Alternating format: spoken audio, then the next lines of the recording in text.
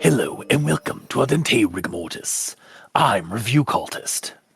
I'm Mikey, the Century Evil, and I'm named supposed to be here today. Yeah, what? Didn't you say you were busy? Yes, I am. But now you're here. And also I'm the gamer in yellow. I was like, oh, and also I'm here. Yeah, I am also here. Yeah, and we're here to discuss those internet stories, most creepy and most pasta, and be critically silly doing it. As is prevalent with our, intro there. Tonight we are covering Grey Mask. So, Grey Mask is by Dexvam. It's on Creepypasta.wiki. And you may remember Dexvam from such other creepypastas as Storage Room 6. And that's it. The others that we have not gone Actually, I've checked over I looked at their profile, like on Creepypasta.wiki, and the only stories they have that are available to read is Storage Room 6 and Grey Mask. There's two other ones that have placeholder pages, but they haven't been written or posted yet. So yeah. So Grey Mask, I suppose we'll give our initial recommendations. I will recommend it. What about you, Mikey? Yeah. the one who hasn't read it yet? Yeah, the one who just hopped in. I have no opinion. Sounds like a partially recommended. Yeah, Mikey will be the spectator tonight. I mean, yeah, but... So nothing has changed. No, kidding. Wow, rude. It's just because he's so quiet. Yeah, he is. But yeah, I'll give it a partial. Okay. I'm open to enjoying it more, though, so perhaps you could sway me. I also think I might know why, because I had similar feelings, but by the end I was like, I'll give it a recommendation. But okay. But yeah, let's dive in and find out why. Starting with the rundown. So our narrator, yeah. This is all the information you're going to get, unless you're reading right now. Yeah, unless you're reading it as we're talking. Yeah. So our narrator, Kirsty, doesn't like burials or cemeteries. They creep her out. So it's unfortunate for her when her teacher decides to take the class to a burial, which she found on the cheap in the woods for a field trip. She being the teacher. Yeah. Yeah. It's this is one of those World War I burials or cemeteries. And yeah, it's out in the woods, and yeah, they're just gonna go on a field trip for it. It's gonna be great. Her friend Sinjin is thankfully with her, and soon after arriving, they decide to split from the class and look around themselves. But then Kirsty remembers cemeteries freak her out, and she gets a bad feeling from the whole place, especially in the even more dilapidated forbidden section that they decide to explore. It's here that Sinjin runs ahead and falls into a grave hole, hurting his leg. After several attempts, the dynamic duo aren't able to easily get Sinjin out of the hole. That's when Kirsty spots a hooded guy in a coat. And they didn't want to call for help because they didn't want to get in trouble. Yes, yeah. But that's when Kirsty spots a hooded guy in a coat standing near a cabin and looking away from her. She goes to ask for help. This very tall man standing away from her, not looking to her at all. But then Sinjin calls to her from behind as he's nearly made it out of the hole himself. So she goes to help him out and finish getting him out of the hole. But then as they're walking away, she sees the man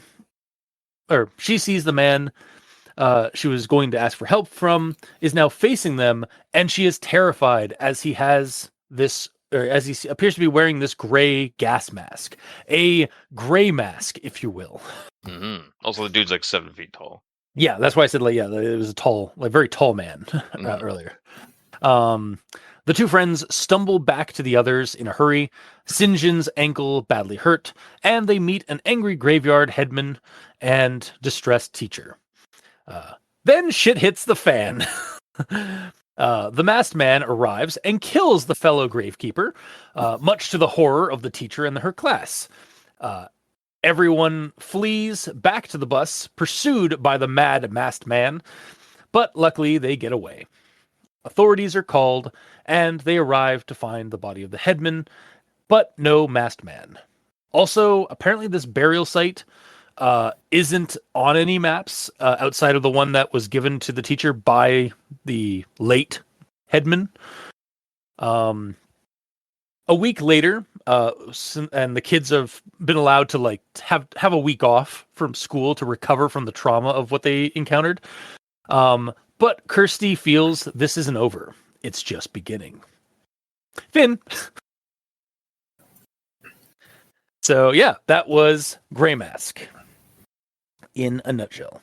Mm-hmm. One somewhat like important sticking point that you didn't mention is like the headsman like knew about the Grey Mask all along, and he was basically like, "You're not supposed to come out yet. The guests haven't left yet." So he was protecting him or like something. I don't know. Or maybe there's just like, hey, it's not your shift yet, and then this guy just like snapped or something. Yeah. Yeah, that was right before he got choked to death, basically. Yes. But yeah, I suppose we'll move on to everyone tell us their Graham Inquisitions at this point. I've got a few. I'm going to start with this one here. Especially when it's dark, those places are creepy. I feel like there should be a comma between dark and those. So it's like, especially when it's dark, comma, those places are creepy. Oh, so it's not, especially when it's dark, those. Mm-hmm. Yeah, exactly. Yeah, Fair. exactly. And then the next one I have, of course, when we'd get back at school, we'd have to write an essay about it. So I feel like at should be replaced with to. So it's like, of course, when we get back to school, rather than when we get back at school. Mm-hmm. Yeah. That makes a little bit more sense. And then another to one I have. We had to wait for a long time as the teacher was explaining us what to do. So I feel like there should be, we had to wait for a long time as the teacher was explaining to us what to do. Mm. And then my last one I have, there were bits of rope and cloth lying at the gates leading into the section, as well as footsteps apparently made with boots. So, I hate to be that guy, but I'm pretty sure that was supposed to be footprints, not footsteps. Oh, I didn't even think about that. Yeah, like I guess it could have been like they heard footsteps, but I feel like it should have been like I think what's actually happening here is like amidst like the shredded rope and cloth, they also see some footprints in the dirt or mud. It might be also be a regional dialect situation. Perhaps, yeah. But yeah. Yeah, that's all I have for Grammar Inquisition. So, Gamer, Grammar in Yellow. Wait, what are you ignoring no. Mikey for? What are you ignoring Mikey for? You just got here. That doesn't matter. You didn't have time, live. You didn't have time. No, there was time now. I thought we were free of it today. Hell no. Conjunction junction time. No! He's that good that he could just do it that fast. Question, are you doing this live? Like you just did a search and you're just reading them on the page, or did you copy and paste them into notes to do this? I had enough time to copy and paste them into notes. Nice.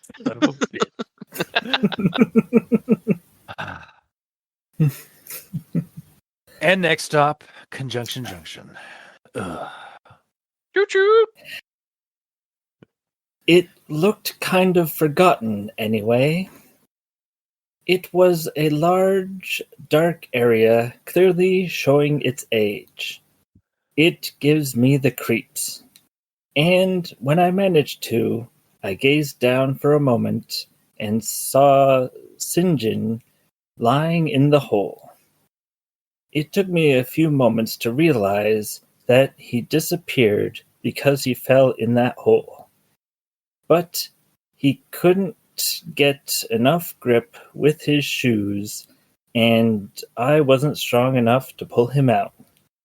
But we didn't want to get detention for wandering off into this section of the burial. It was awfully quiet as I approached the man. Only the sound of the wind blowing through the trees kept the place from being silent.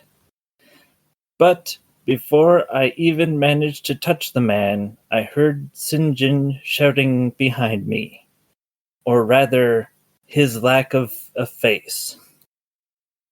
But when I saw who was standing behind him, I couldn't help but to yelp, wrapping both of my arms around Sinjin. It was the masked man. It's not your shift yet. It wouldn't be long before the headman stopped struggling. But to my dismay, he began to run. There. Wow. Wow. So in your iteration, the headman survived. He escaped. He escaped whatever happened to him. Also, the way that I envisioned this was the whole story takes place like right out at Jump Street. Sinjin is in the hole, Yeah. And Kirsty has to get him out. And like when she's approaching the man, she could just be approaching Sinjin in the hole trying to get him out. And then she hears a voice from behind, and it's Sinjin, but there's no face. So it's a faceless Sinjin behind her. And then behind him was the masked man. Yeah, exactly. Yeah, I was definitely like that, where it's like, but he had no face, and then there was someone behind him. And I was like, wait, oh. Then behind him was a headsman who ran away or something. Exactly. Hey, you're not supposed to be on shift, and then it wasn't be long before he stopped struggling, but then he ran away. But then he began to run. So it's like, oh yeah, he got away. I'm not even gonna thank you for that succinct thing. You're not going to? How dare? I'm not going to. No, because it's like I will thank him then. Thank you, Mikey. I'm glad you showed up to do your due diligence. I have a feeling that like Mikey knew like ahead of recording, Mikey wasn't going to be available today, but he realized, wait, they don't do grammar, they don't do the conjunction junction or it stores when I'm not there. I sometimes do, honestly, and I was gonna do it, but I'm like, you know what? This time I'm not going to. I don't know why, but I'm not going to. So I think I just felt like through the ether, it's like Mikey will show up and do this. Either that or Mikey felt the disturbance of the force. It was just like, no, the Gamers doesn't have my back today. I have to go. Yeah. I have to be pedantic. It's not that pedantic. It's a little pedantic. But yeah, it's critically silly. It is. It is silly when Mikey grabs all the sentence and throws a story that start with words that they probably shouldn't, like its, ends, or buts, strings them together into a sentence with sometimes hilarious results. Basically, to highlight that there's always better words to use. Yes. Gamer, do you have a grammar in yellow? I actually have a conjunction junction. No. No. Okay, so my first one is in regard to burials and its use in this story. Because it says, like, I've always had a particular fear for burials. I don't know why. Probably because burials are full of dead people, especially when it's dark. Those places are creepy. I usually avoid burials. So when I'm reading that, I'm like, does this mean graveyards when it says burials? Yeah. Because to me, a burial is an event. It's the act of laying someone to rest in the ground. A burial involves a person, but it isn't full of dead people. But like it's said 3 times, so it's not a mistake. Yeah. So it made me immediately think like maybe it's a regional dialect. Yeah. Like I did a decent bit of digging, and I kept finding references to like burial ground and such. Yeah. So like I suppose in a area where you refer to it as a burial ground and not a graveyard all the time, maybe referring to multiple burial grounds would be burials. I don't know. Yeah, that was my kind of conjecture. Like I was like burial, because like I have heard burial describe like the burial grounds of like where like bodies were like put into the ground, and like that's a burial ground, like that's a burial site. And I was this actually kind of stems to like something of my first actual thought, where I kind of got the sense, again, because this also like says like, oh, our class is going to a World War I burial site.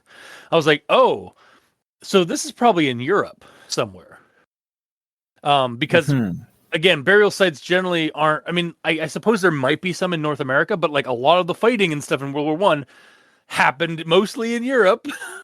Yeah. So chances are like that, and we already know from this is a similar thing to the previous story we covered from Dexvam, where I got the sense that it was in like Eastern Europe somewhere because of like the dialect and like the way the story was written, with the dialogue and such. Could be. I looked up the names to try to get a location. St. John is it's an English name, and it's a modernization of St. John. Okay.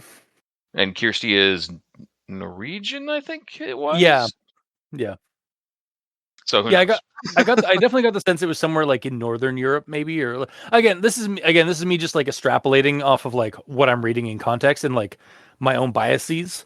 But I definitely got the sense in this story that, again, we were reading a story set somewhere in Europe, as opposed to North America for where we live. So, yep.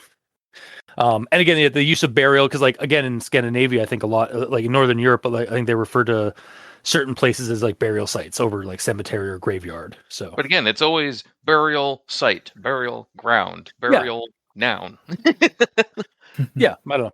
It could just be like, again, either like a translation error or like again just a regional thing. Yeah, that we're not aware of. Yeah, for sure. But especially since like later on in the story, we do get mention of cemetery and graveyard keeper. Yes. So yeah. But yeah, sorry. Continue on with your notes. Mm-hmm. You want me to jump to notes? I'm in grammar right now. No, I meant grammar. Don't fucking grammar inquisite me. Why not? It's literally the grammar section right now. God. Okay, so my second one. As fate would have it, it's a front as, but Mikey wouldn't be happy if I didn't bring it up. As fate would have it, me and my class went to a World War I burial site during an excursion for my class alone. So my main reason that I'm bringing this up is this, like, how this sentence ends with the whole during an excursion for my class alone bit. Like, is it mean to say that like the class trip only had Kirsty's own class in it? Like, isn't that how class trips generally work? Like one class goes? Maybe. Well, not all the time. Sometimes schools will have like multiple classes go to the same place. So perhaps I think what it's saying here is like it was just their class going to this one location rather than like multiple. There were going to be like multiple groups going to the same place or multiple classes going on a field trip, where it's just this was a singular class field trip. Yeah, but my problem here is it's double downing. Yeah, because it says me and my class went to a World War burial site for my class alone. That is weird. Yeah, well, yeah, because like it's doubling down, so that could probably be fixed. But like I think what's trying to get at is like me and my class went on this trip just for us. Like it wasn't for any other classes; it was just us. But again, like you said, it is kind of double downing. So I do think it'll work just as fate would have it. Me and my class went to a World War I burial site. Period. Yeah, because like them going to it is also during an excursion. Like exactly, even that excursion part doesn't really need to be there. Yeah, it's a little bit repetitive. A little bit. And then my next one. Now, for the sake of saving your ass, I won't tell you which burial site it is. It looked kind of forgotten anyway. And the "it looked kind of forgotten anyway" is its own sentence, and it's kind of tiny. And I feel like the sentence before isn't that big either, so they could just be connected with a comma. But like, if the intent is to have emphasis on "it looked kind of forgotten anyway," maybe it could be ellipsed out, because there aren't many ellipses in here. There's some. Yeah, not much. Also, can I just say I do like the attitude of this narrator a little bit. Yes. Like, like to save your ass. So like it was just like some long forgotten place. Like so that you don't end up trying to find it. Like you can't find it. Yes, I'm not giving you the address so you can go get killed by the gray man. Exactly. Yeah. Mm-hmm. And then my last one here. I screamed at the sight before Sinjin pulled me into the bus. The doors weren't even closed yet, or the driver hit the gas, and the bus drove off. So I think the or of the doors weren't even closed yet, or the driver hit the gas, like that part doesn't really work. Maybe it'd be something more like the doors weren't even closed yet when the driver hit the gas, instead of or the driver hit the gas. Yeah, exactly. But that's all I found for grammar. All right. Well, then, on to actual thoughts. So I'm going to start with this one here. Now, stay together, children. We don't want to lose sight of anyone, and please tread quietly. Show respect for the deceased. Our teacher said to the rest of the class. Kirsty, Sinjin, get away from that gate and come back. She suddenly called out to us. Oh, I am Kirsty, by the way. Sinjin is my friend. He's kind of a crazy guy, but that's what makes our friendship so strong. We're both crazy. And so, again, this is sort of like tacking on to what I said earlier, but like I just like the attitude of this narrator. I like how our narrator's name pops up in the story. Like it comes out kind of a little bit later from like the beginning, but it does come in naturally and narratively fun. For sure, yeah. Like not to be super silly with it, but it's like Kirsty, Sinjin, like get away from that gate, and then like in the movie it would be like they'd turn around like what, and then like their names would be stamped in front of them like Kirsty, Sinjin. You're probably wondering how I got here. As it's Exactly, exactly, yeah. But then the next thing I have here. Now, class, is everyone ready? The teacher asked. Is this all dialogue from the teacher? No. No.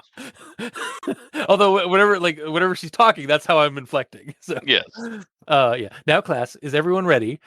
The teacher asked, way too excited for something like this. The class nodded, and everyone was clearly nervous, me and Sinjin included. Tonight on the Magic School Bus, Miss Frizzle takes the kids to a creepy World War I cemetery. Yeah, that is kind of how definitely, it feels. Definitely felt like a lost episode of the Magic School Bus for like Remembrance Day or something. Yeah. Yahoo! Let's go, class. I can't unsee it now that you. I know. Yeah, like I'm gonna mention her name as Miss Frizzle, even though I like later on in my notes, even though I know like that is not her name, but in my head canon, it's Miss Frizzle. I mean, that could be her name, for all you know. Yeah, true. But the next thing I have here. This is wickedly creepy and cool. So many dead dudes below us, Sinjin whispered to me. Yeah, let's see what this place has to offer, I responded. My heart was beating wildly, both from excitement and fear.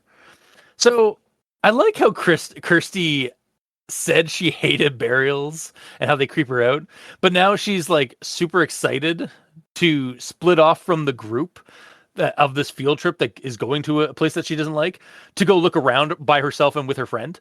Yep. It's like it's a little very you coded, honestly. Shut up. Shut up. How dare you? How dare you tell the truth? Shut up. Yeah. But no, I totally agree. Yeah, no, I mean, also it's obviously understandable because like Sinjin wants to do is gung ho and like Kirsty's kind of along for the ride, and like probably getting some like secondhand like high of excitement off of him, but then like also gripping like how balancing that excitement with like her own innate fear of this kind of place. So yeah, but it also like I feel the story does a good job of explaining why she goes through with it, because other stories are just like, I didn't want to be here. This place is creepy. Anyway, I go in by myself into the basement by myself. Yeah. Like, even though I don't want to go, but I'm just going to go down there. I have to because the plot has to advance. Exactly. Yeah. And this one, like we have Sinjin, and they describe like Sinjin and her have like this like kind of wild side. Yeah, Like, plus, like, there's there's this good line here that says, like, despite my fear of this place, I was tempted to investigate, and so was Sinjin. We wanted to know more. We wanted to see more. Fear is such a strange thing. It makes you curious and frightened at the same time. that is so fucking good. I forgot about Yeah. that line. It's such a good line to be like, yeah, okay, I have no qualms with them going to investigate. That explains everything. Yeah, no, exactly. That 100%. And similarly, actually, my next quote and comment is related in a way. So the quote is, after a few more frantic attempts to get him out, he let himself fall on his back as he stared at me with widened eyes. We both knew that he was stuck and we couldn't get him out unless we called for help.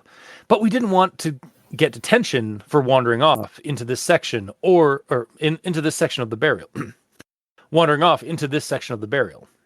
I looked around frantically as I was getting a bit panicked. My best friend was stuck, and if we would call for help, we'd get detention or worse. And so, like, similarly to what we were saying about, like, what we get, like they're why they're so curious and why fear makes you do weird things and stuff. I also like this kind of POV because, like, they're kids, and so this whole, like, aspect of them, like, not wanting to, like, really call for help from, like, the real people, like, from their teacher or, like, somebody of authority that they know, and, like, just see if they can find somebody else or find some other way to get Sinjin out of the hole, is such a fun and relatable POV for a child. Yeah, because, like, their priorities are skewed. Exactly. Like, they don't always think of the consequences. Like, well, if you don't get help, he could get hurt or worse down there. And, like, but they're more concerned. It's like, oh no, we're gonna get detention. It's like, he could die of sepsis. That ankle could get infected with whatever's in that gravesite. I was half tempted to be like, or to think like, okay, well, you're stuck in there, and we can't call out, or we'll get in detention. So, see ya. He just walked away, and he's like, yeah, I can't call for help. I'll get detention. He just stays there and dies. Yeah. No, first, he just starts like, oh, I found a shovel. Hey, Sinjin, I found a shovel. Great, just bury me here. Like, I don't want us getting in trouble. He just, yeah, you're right. He just stays lying down, crosses his hands over his chest, like how just accepts his fate. Oh, that's dark and funny. It's very gallows humor. It is. And then we get this part here. While I looked at the man, Sinjin talked to me too. What is this hole anyway? There are 2 footprints in here and they aren't mine. I heard him say before I turned my head to speak to him again.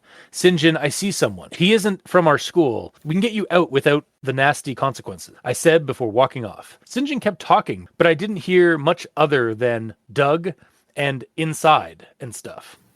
So as I'm, like, reading this part, I was like, that is hella ominous. I love it. Like, I just like, so later on in the story, we discover, like, this place isn't on any maps. And I have a theory. I have this weird suspicion or theory that these 2 guys, like, that were running the place, like the headman and the gas mask guy, were digging, like, we're basically making either a fake burial place for some weird reason. Or the gas mask guy was digging up graves at this old, like, long forgotten, like, burial site. Oh, they're taking all the bodies out. Exactly, yeah. But it said that the burial site wasn't on any map, and, like, all the names weren't actually names of people that were killed during the war. Yeah, so that's actually my theory. That's actually my second theory, which is those 2 guys were actually, like, for some reason building a fake like grave site and stealing, like, tombstones and stuff from other cemeteries. And bringing them here for some strange, like, we have no context as to why this is going on yet, but, like, and in this story we're never going to get that because, like, it's not mentioned. It is sort of one of those, like, out of context, like, weird mystery, like, weird spooky mysteries. Like, why the hell did they do this? We don't have any of those details, so it's just like, what the fuck. I can make an assumption based on, like, the gray mask guy and his murderous tendencies. I'm assuming that this graveyard was set up just to keep him occupied and have him somewhere to live out in the middle of the sticks, like where no one would ever go there. I But like that idea. Does Yeah. beg the question of why did this guy give the map to this school and tell them that they Mm. exist? Maybe they need some money like for funding or something like that. And so like Maybe. they need some kind of money. So like, oh, like this, like, because like the teacher got this, like, found this place on the cheap, right? So it's like Yeah. they need like, obviously, like they're like, you need some money to keep things going. So like I think Yes. that might have been like that situation. Because yeah, and honestly, like I could see this whole, like, this creepypasta being the foundation of a slasher flick with the gray mask guy. Like, Yeah. like you said, like he's like, they like the old headman set this all up as a place to placate the gray mask. Mm-hmm. And then things go horribly wrong. And then, because I'm going to continue my notes because I got some mentions about like slashers and stuff like that. I was kind of going into. So Yep. But yeah, I definitely think it's like this place was like a facade or for something either more sinister we just don't have any context to. But I definitely like your idea. I was like, it's there to placate and keep this guy here. Yes. So moving on to the next thing. Yeah. That's when my eyes turned to the man again. I almost wanted to scream. I wasn't shocked, but the fact he stood turned to us. But his face scared me more, or rather, his lack of a face. He was wearing a gray gas mask with two filters, a small one where his mouth would be, a larger one on his chin. Below the mouth filter, I saw something that looked like the clasp of a belt. Even though I couldn't see his eyes, I was certain he was looking at us. So I was honestly expecting him, like when she goes to like turn around to like after like grabbing Sinjin from the hole and such. Honestly expected like her to turn around and like guy was gone. Like it's like, what guy? Yeah. Like I was expecting that kind of thing. I don't totally get her terrified reaction. Like, sure, it's a gas mask. Like the guy's wearing a gas mask when now that he's turning to her. And maybe I'm not putting into account the POV of a child, like, because children can easily get spooked or get really bad feelings from various like individuals and stuff for no reason or for just like for one like detail that freaks them out. But the guy seems just sort of like weird and suspicious more than anything, not really like super threatening yet. I mean, you say that, but like she went up to talk to him. He Yeah. refused to answer at all. She left, and then she turns around and he's right behind her. Oh no, it Like, wasn't right behind her at that moment. Sorry, just to clarify, he wasn't right behind her when she looked back. He was still at the cottage. He had turned to face them and was staring at her. Then how did she see such explicit detail about the mask from like 50 meters away? Was it 50 meters away, or was it just like a distance number out there? Yeah, or was it just like, I'm not saying it was like right behind her, but like I don't think it was like that super far. Like you can see details and shit from like a ways off. I don't know. I don't think it specifically says how far away they were, but like, I don't know, man. I feel like you have to be pretty close to be able to see that kind of detail.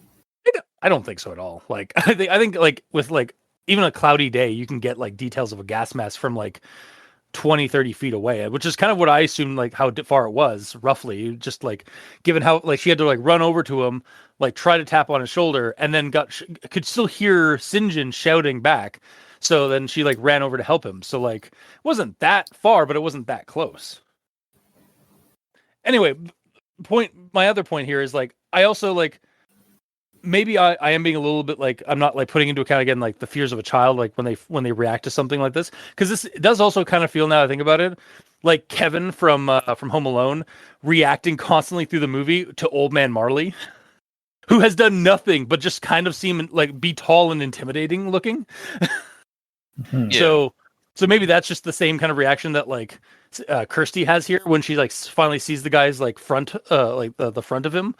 Like both, he's being tall, he's staring at her, and he's got a gas mask for some reason. I guess that would be kind of horrifying to a child. It is sort of the reason why like kids don't like mascot costumes and stuff sometimes. Mm-hmm.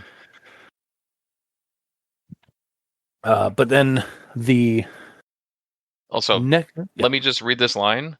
This is why I thought that he was like in the far distance. Okay. Because this line here says, I shook my head and continued to look around. I sighed with relief when I saw a man standing in the far distance. Okay. Kind of vague though. Also, like, not to. I'm not going to fight you. I'm not going to fight you anymore on this. But I'm like, not either. I'm just saying that's vague. why I thought it was far away. Fair. Yeah. because it said far. It's open. Yeah, exactly. It's open to like it is, but it is also. I'm not. I'm done. I'm not gonna. I'm not gonna fight you on it. But I'll move on to the next thing I have. The headman turned around as a nervous murmuring began to arise amongst the students.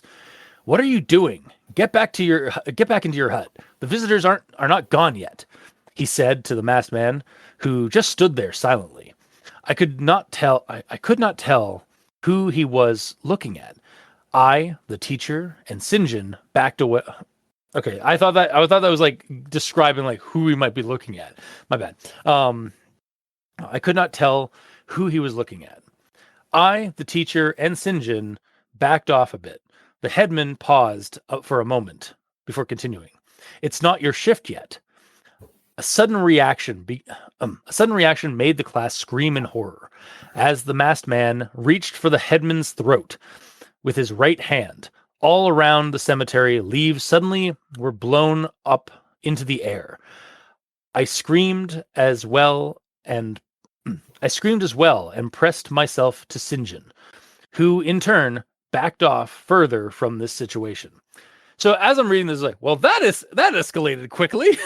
A little bit. Also a little bit kind of anime-ish, like, because like the way I interpret it, like he suddenly his right hand is on the guy's throat, and then like that sudden action, like that sudden quick action, just like dramatically all the leaves suddenly like lifted up from the breeze that it was created that from the air drift. 100%, yeah. It's very much like a JoJo's like bit or like something from like an anime. Yeah, it was like a DBZ mainly because I've only watched DBZ and Gundam Wing, but yeah. You uncultured swine. Yeah, you're right. No, I watched Mashed. That's anime. Yeah, that's fine. Yeah. And he would also do that sort of thing because he's Jack. Yeah, exactly. Yeah. But yeah, it is funny because when the headman turned around and started like berating the gas mask guy, I was a little let down that he was just working at this place, but then he just straight up murks his employer or like his fellow employee. Yeah. In front of a class of students. Like this is some real world horror right here. Like this just happened. Like forget like if there's any supernatural aspect to the story, like whatever. Like this is like the real like grip of horror of the story. Like guy snaps and starts killing people at his workplace as a class of students is touring that workplace. Yeah. Like that's dark as hell. It really is. Also, yeah, I just like that it just escalated so quickly at this moment. Mm-hmm. And then the next thing I have here is as the students are basically like running for like the bus and such. This truly was a nightmare come true. The other students were nervously banging on the side of the bus. The driver opened the doors and everyone ran in like a pack of wild animals. The teacher left me and Sinjin as she ran ahead into the bus. Come on, Sinjin, we're going to be left behind otherwise, I urged him again as I fought to hold back my terrified screams as I shook uncontrollably. Way to go, Miss Frizzle. I know that's not her name, but that's my headcanon. Mm-hmm. Just ran off. Like it's just crazy that this teacher abandoned two of her students because they couldn't keep up. I mean, you say abandoned. She didn't like close the door and leave. She's probably just making sure that the bus is ready to go. The bus driver's like, "Okay, get the bus going. We're leaving." Maybe I don't know. I still think this teacher should be reprimanded. Too, right? So no, I don't think she did. Did she not? No, she stays like she is just in the bus, like not saying anything like for the after this. Oh, okay. For some reason, I thought she was still in the door, like pulling them in, but I might have fabricated that. No, the bus driver pulls them, or either Sinjin or the bus driver pulls Kirsty back into the bus. Oh, okay. Yeah. Yeah. So I think at worst, like this teacher should get a reprimand for not like being the last one in the bus. Absolutely. Well, I mean, clearly the teacher's using the buddy system. So she's going to check that everyone on the bus has their buddy before they leave. Unfortunately, Sinjin and our protagonist are buddies. So okay, but like again, a teacher should not like outpace students who are dragging behind and like fuck this, I'm out. Like fuck you, students, I'm out. Especially injured students. Exactly. Like yeah. Anyway, yeah, I was just like wow, way to go, Miss Frizzle. On to the next thing I have. Yeah, okay, so I'm just gonna read this part first before I go into my comment here. Weird, I know. Once we arrived at the bus's entrance, I helped Sinjin get in before I looked back at the cemetery's entrance. The masked man walked through the gates and was still coming for us. But to my dismay, he began to run. I screamed at the sight before Sinjin pulled me into the bus. The doors weren't even closed yet, or the driver hit the gas. Again, when the driver hit the gas, as you pointed out in your grammar acquisition. Yeah, because like, and the bus drove off. Wow, I was just thinking, like prior to like him starting to run, that this masked man was kind of like Michael Myers and Jason Voorhees, just like slow moving slasher. And then I legitimately, I'm not even joking, guys. I legitimately got jump scared reading a story when he started running. Like when he started running, clearly he's just gonna walk. Yeah, when he started, okay, and then he started to run. I was like, oh shit! Like I literally had that reaction out loud. I'm like, oh shit! That's awesome.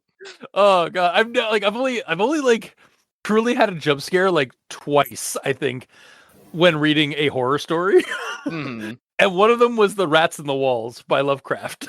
Oh, nice. So, like, yeah, this, I can't believe, like, I was, like, kind of flabbergasted after the fact of my reaction. I was like, oh, shit. But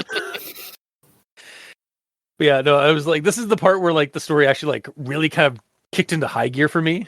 Like, this whole, like, shit hitting the fan section. So, makes sense. Grey Mass just went into high gear, too. Yeah, exactly. Yeah, exactly. And then there's a school bus also. Like, yeah, that too. There's a lot of high gears going on. 0 to 60. Mm-hmm. And then my last thing here. They found the dead body of the headman, but said there was no trace of a masked man.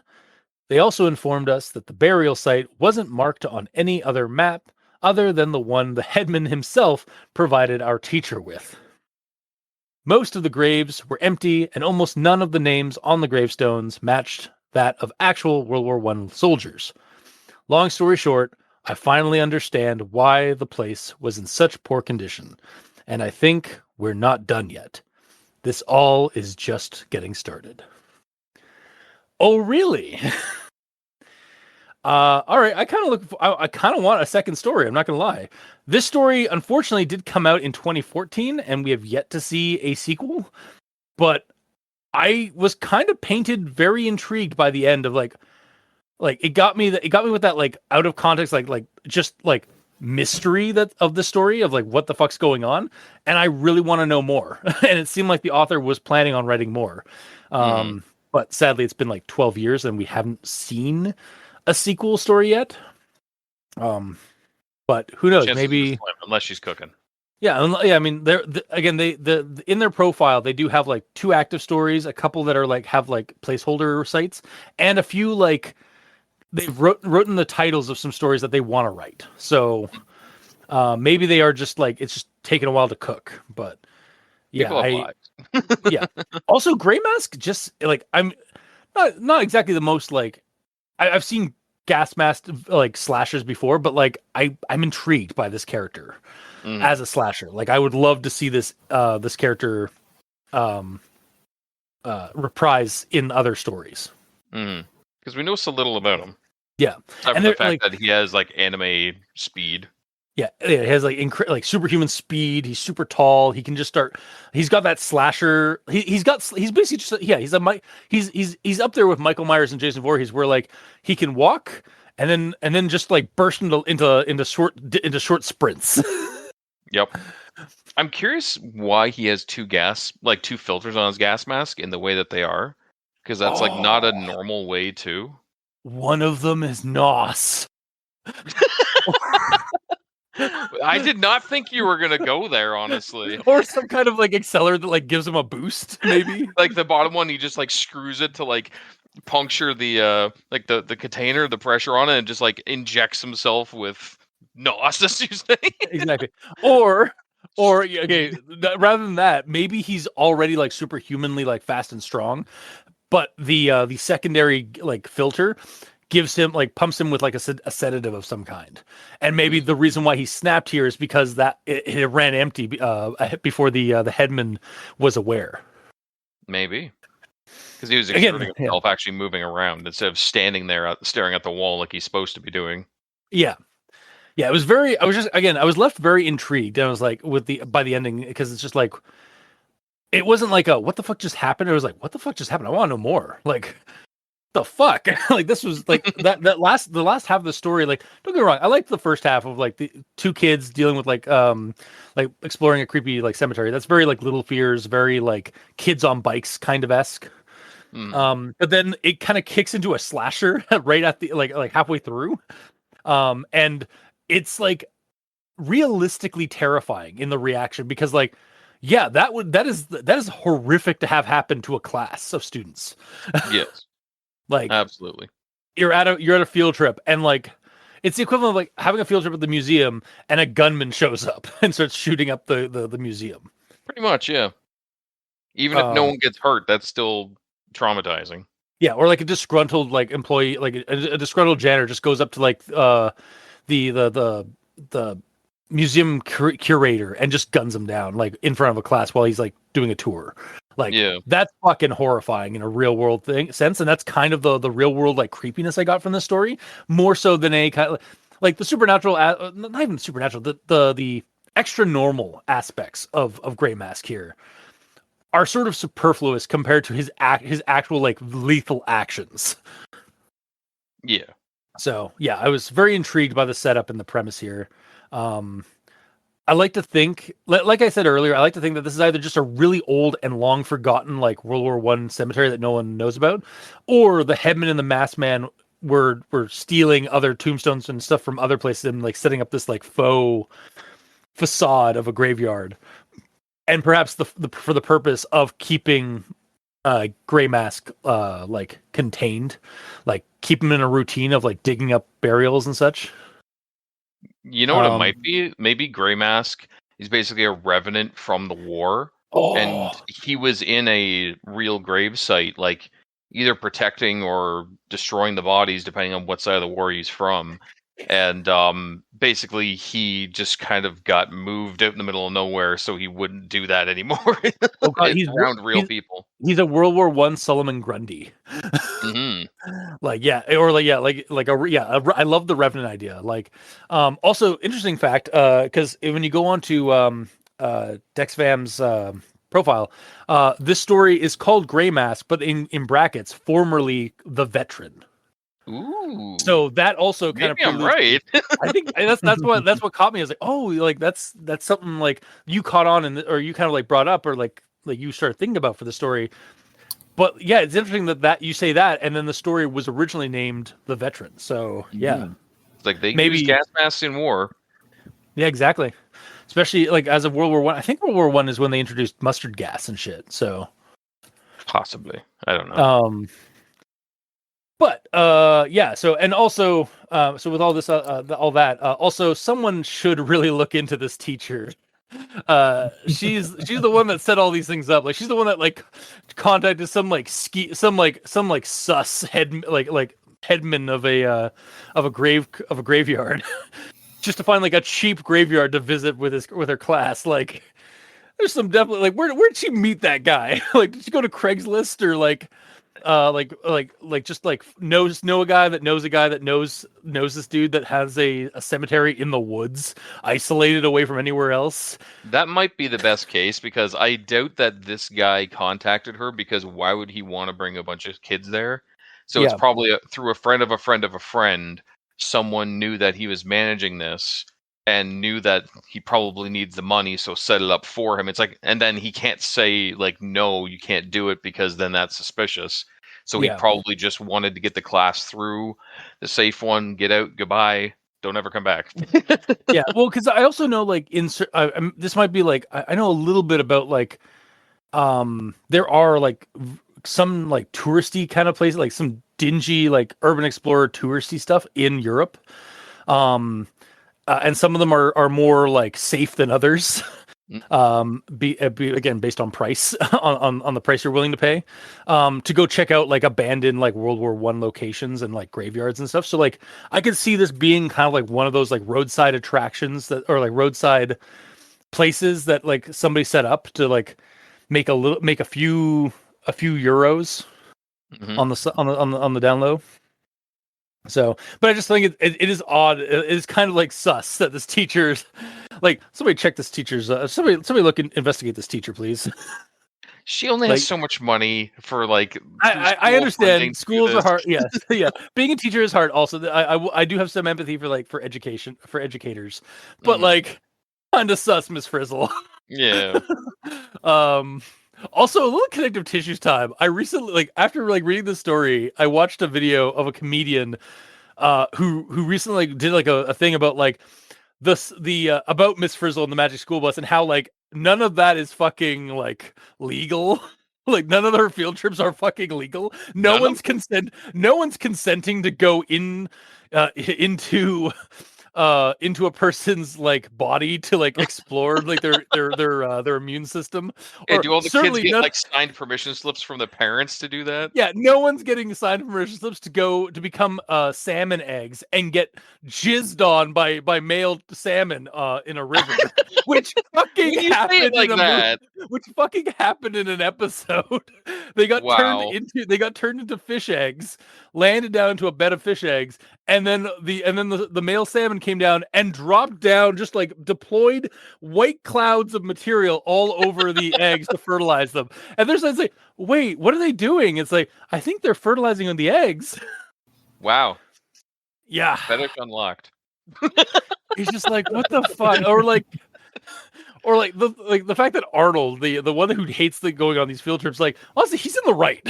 Like he's almost that died in space. He is.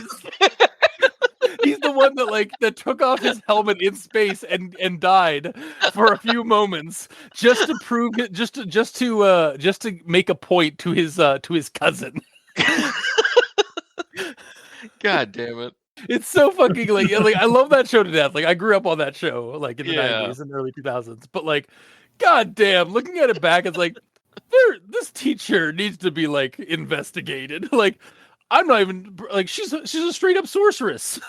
Yeah, she is. She's got a magic school bus and a chameleon familiar. Mm-hmm. Liz, her little lizard, who is definitely smarter than your average human, even. Probably. Anyway, sorry, so quick tangent. I just like because we're talking about like how like this tangent, but honestly, this whole story could be in the Magic School Bus based on what you said, especially since you've been referring to her as Mrs. Frizzle this whole time.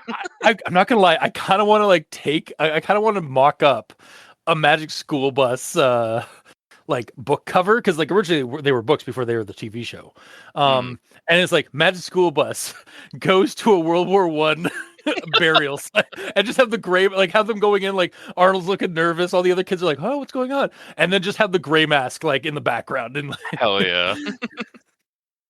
I might do that for some Patreon art or something. But yeah, no, just that was like an insane connective tissues time, because like I just finished reading the story and I was like already getting the vibes of like Miss Frizzle and like again like this teacher sus and with her choices of field trips, and then a fucking Magic School Bus comedy sketch happens. I was like, oh wow, that's reading. Yeah, after reading it, and then I watched this like this comedian like discuss like he wasn't even like having to stretch to make fun of it. He was just telling truths. Yeah, about how sus the Magic School Bus is. And the algorithm's scary sometimes. It is. It's It always shouldn't listening. know what you're thinking when you're offline. No, okay, well, because I'm not offline. I'm online. Like I'm usually reading this either on the on the website it's on, or from a copy I've put into Google Docs so I can get comments. So, Mm-hmm. so I mean, the AI is always looking. Apparently. we live in a in a society of surveillance. So panopticon, other buzzwords. Yep. But yeah, I am done my actual thoughts. Yeah, I thought the story, like, it was okay at the beginning, and then like at the end it was just like it shit hit the fan in the best way of like for the horror aspect of it. Mm-hmm. But Mikey, oh no, wait, hang on, you're not here. You're not here. He's here. Okay, I guess not all there. Mikey, do you have any actual thoughts in this ramblings we've been doing? Like, no, I've just been interjecting if I think there's anything to interject. All right. Fair. You don't have any questions? Not really. Okay. I'm learning more about the story, but Mm-hmm. It's hard when you haven't read it. Yeah. Wow, this is actually interesting because like so this is actually one of those cases where like we have somebody here who hasn't read the story, and we're the two people that have read the story, we're discussing it, and like we could actually like throw our recommendations at somebody for this. For sure. Like live. It's kind of neat. Recording. Maybe I'll do this in the future. I'll just never read the story. Oh, come on. It's not like you do that anyway. I mean, I do read them last minute sometimes. Yeah. But yeah, I guess Gamer, what's your actual thoughts? I got a few to talk about. First, I like the description of the graveyard when it shows up. It sets the tone quite nicely, especially since everyone, like minus the teacher, were like scared of the place. Because it says like it was a large, dark area, clearly showing its age. The gravestones were all crumbled. There was vegetation all over. There was this creepy, crumbled chapel in the middle. The walls around the burial site looked pretty intact, save for some cracks and missing plaques. Everyone looked at the teacher with a "what the F" expression on their faces. Understandable. The place looked haunted. The fact that it was situated in a surprisingly quiet forest didn't help me feel any calmer. That is such a mood. It was a very good setup to like the start of this. Yeah, like it is such a strong atmosphere and descriptor. So, yeah, absolutely. Now, to counter that, here's something silly. We entered the middle section with the class, and now me and Senjin were proceeding towards the section on the right when viewed from above. Whenever I hear "when viewed from above," I can't help but see Jigglypuff viewed from above. That joke from the Pokemon show. What? You haven't seen the Jigglypuff when viewed from above joke from the Pokemon show? What? Fuck, I'm going to show you right now. Those at home, go on YouTube, search Jigglypuff, viewed from above. I think it's seen from above. Yeah, seen from above. And watch the first result. It's 18 seconds. Everybody go now. Oh my god. Wow. That was a deep memory unlock. That was a Babar level deep memory unlock. A little bit, yeah. Holy god. Yeah, Such a wow. dick move, but I love it. Like, what is this Pokemon based on its shape? Oh, it's a giant circle. It's like, oh, it's clearly a Voltorb. Oh, it's clearly an Electrode. Clearly just a Pokeball. It's Jigglypuff. Looked from above. Seen from above. Nani? Yeah, that's definitely what they were shouting in the Japanese sub, in the Japanese language. It was like, Nani? Yeah, absolutely. But yeah, no, wow, that's so dumb. Yes, I love it. Okay, but moving on from there. Yeah. The next one here is this quote here. Kirsty, go get help. I think I broke something. I'm not going to get out of here unless you call for help, he said with a sigh as he ran his hand through his black hair, grimacing. As soon as I read that, I'm like, earlier on, it said that Sinjin had brown hair. That's very sus. Like, in the moment, I'm like, that might not be him. That might be something that's pretending to be him. Yeah, maybe. Because it's specifically said he had like smooth brown hair earlier, and then all of a sudden black hair. Yeah, sleek. Yeah, a 16-year-old guy with sleek brown hair. Yes. And then Ran his hand through his black hair, grimacing. Interesting. So yeah, at that moment, I thought like, oh shit! So he's already gone. Something's already done ate him, and this thing is just like pretending to be him to like get her.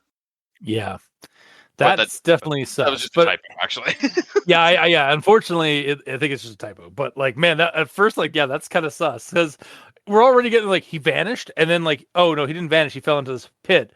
But why is his hair darker than it was? Yeah.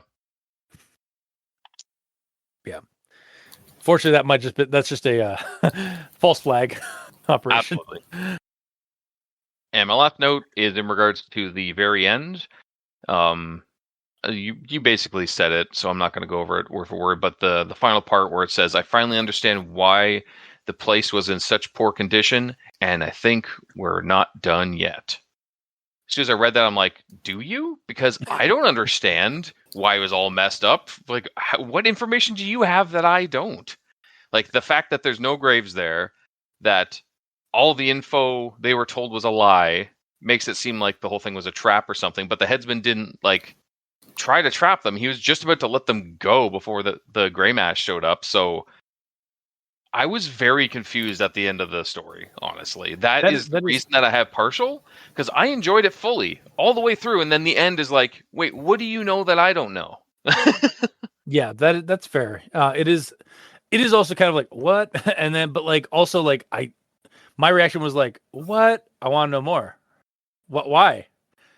Give me a sequel now. Well, yes, I also would like to know more, but like, I feel like that quote is based on what you just read.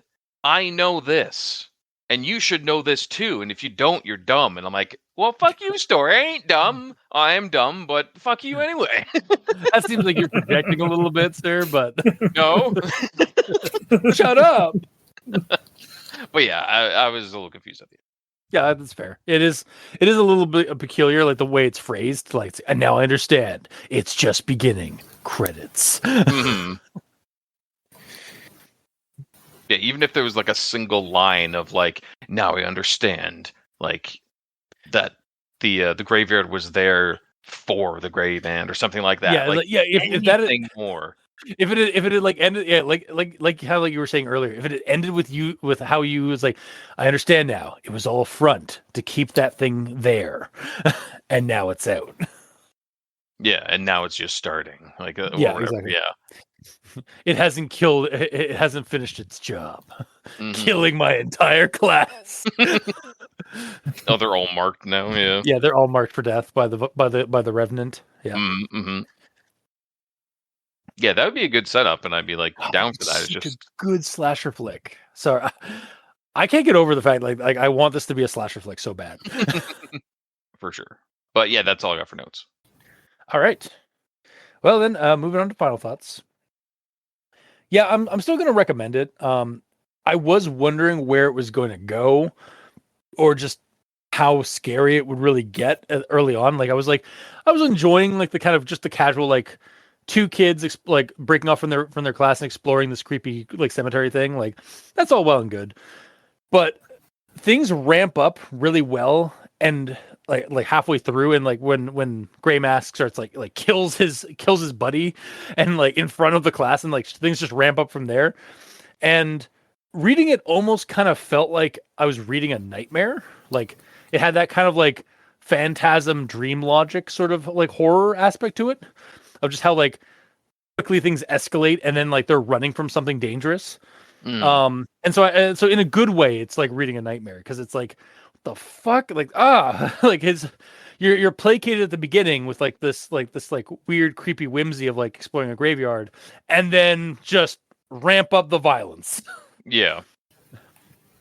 So yeah, I enjoyed it. I know it's been over 10 years, but I wish there was a sequel. Maybe one day we will get it, maybe not. But maybe yeah, our video will be the spark that she needs to be like, oh yeah, I remember that was cool.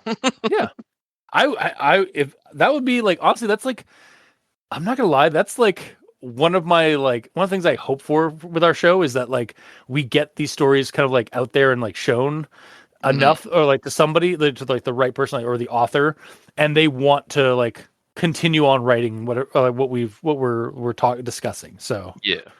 like that's definitely something I like would love to see or love to find out happened. So, but yeah, for the time being, I will recommend it because I enjoyed it. So, Gamer. What about Mikey? We'll get to Mikey. Why? He's not here right now. Go to Game. It's you. Chuckling. I can hear him. Just give me just give us your final thought. Okay, so while like I did enjoy the story, the ending was confusing, as I said, and I feel like it needs like a slight bit of like just a little bit of bait on the hook, not just an empty hook. Because it like left me confused. And it was like a bit of a speed bump right at the finish line for me. But like maybe that's because that reveal was meant to be saved for the sequel, but it did leave me scratching my head a bit. That being said, like I don't know if I could dox it enough points to like actually leave it in a partial, just because the rest of the story was written so well. And like the creature's cool, and like she saw the creature from far away, went over to check out, ran back, and the creature totally followed her. That's sure, why. Whatever. I don't fucking care anymore. At least that's how I saw it, anyways. It just sneakily followed her all the way, and he's right there. Regardless, so I still enjoy this story, so I'm gonna recommend it because it was good. I just wish there was a slight bit more explanation at the end. Gotcha. All right, Mikey. So you've heard both of our discussions, or like both our sides throughout the discussions and our final thoughts. What say you based on our recommendation? Would you actually read the story based off of our recommendations? Based on recommendations, no. No, actually. Your glowing recommendations? Nah. Well, I feel like Gamer's point on the ending really would ruin the story for me. Along with the whole bus scenario with Miss Frizz. It's like, save yourself. Oh, 2 out of 17 ain't bad. Or however many people there were, like two students dead ain't bad. It's better than all of them. Yeah, let's go. Yeah. So that while I don't have a recommendation, based on what I've heard, I wouldn't read it myself. Well, or rather, if you did theoretically read it, you probably wouldn't have been happy by the end because of how the end is. Yeah. Well, you have the right to be wrong. All right, so I guess that'll do it for this week's episode. So 2 glowing reviews, 2 glowing recommendations, and Mikey's just stay away from it at all costs. Mikey's just too strict. He's got such a high bar when it comes to stories. But yeah, that'll do it for this week's episode. If you like what you heard, or if you didn't, just comment in the comment section below, wherever this gets posted. Some of us are on Blue Sky. Mikey is at the East Ends for Evil, and I'm at Review Cultist. You can also send us emails at aldenterigamortis@gmail.com. That's ALDENTERIGAMORTIS@gmail.com, where you can also leave us suggestions for other creepypastas, SCPs, spooky things. You creep it, we'll peep it. Yeah! And if you'd like to help support our show financially, you can go to Patreon. We have special episodes, early access, and extra content. To all our patrons helping support the show, thank you immensely. You're helping keep those hosting bills at bay. And as always, we very much appreciate that. And to our listeners and the authors of these stories, thank you immensely, because without your listenership, it'd be like screaming into the void. And without your authorship, writing and posting these stories online, we really wouldn't have much of a show because we'd have nothing to talk about. So thank you. Now's a good time to mention that we are a part of a podcast network, Crit in the Night, an actual play and creepypasta podcast network. We're there alongside our sister podcast, One Less Die, and our cousin podcast, The Role Playing Exchange, for things that go crit in the night. Until next time, I have been your host, Review Cultist. I'm Maggie, the E stands for evil. And I'm the gamer in yellow. And this has been Al Dente Rigamortis. Sleep well.